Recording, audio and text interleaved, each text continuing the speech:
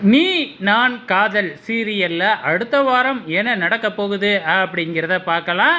இப்போ நம்ம ராகவுக்கு சடனாக அபியை பிடிக்க ஆரம்பிச்சிடுது. ஸோ என்னதான் மனசுக்குள்ளே போட்டு குழப்பிக்கிட்டாலும் பார்த்திங்கன்னா நம்ம ராகவோட மனசு என்னமோ அபியை தான் தேடுது.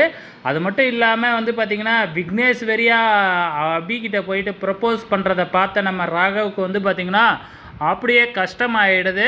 அதுக்கப்புறம் அபி இருந்துக்கிட்டு நான் விக்னேஷோட காதலை ஏற்றுக்கல அப்படின்னு சொன்னதுக்கு அப்புறம் தான் நம்ம ராகவுக்கு மூச்சே வந்துச்சு அப்படிங்கிற மாதிரி தான் கடந்த வாரத்தில் நம்ம பார்த்துக்கிட்டு இருப்போம்.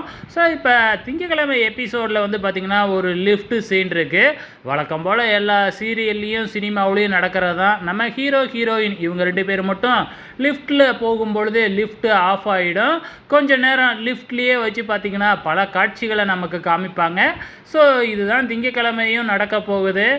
இப்போ நம்ம ராகாவுக்கு எப்படி நம்ம அபி மேலே ஒரு ஈர்ப்பு வந்துச்சோ அதே மாதிரி இன்னும் கொஞ்ச நாளில் நம்ம அபிக்கும் ராகவ் மேலே ஈர்ப்பு வரப்போகுது. அதுக்கு காரணம் பார்த்திங்கன்னா நம்ம ராகவ் இதுக்கப்புறம் அபிக்கு நிறையா விதத்தில் ஹெல்ப் பண்ண போகிறாரு.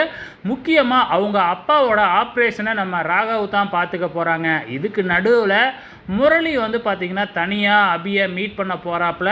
மீட் பண்ணி என்ன கதையை சொல்ல போகிறாரு அப்படிங்கிறது தெரியல. கண்டிப்பாக அபி பார்த்திங்கன்னா முரளி வேணாம், இதுக்கப்புறம் விட்டுருங்க அப்படின்னு தான் சொல்ல போகிறாங்க. ஏன்னா முரளியை ஏற்கனவே கல்யாணம் பண்ணிக்கிறதுக்கு நம்ம அபிக்கு விருப்பம் இல்லை.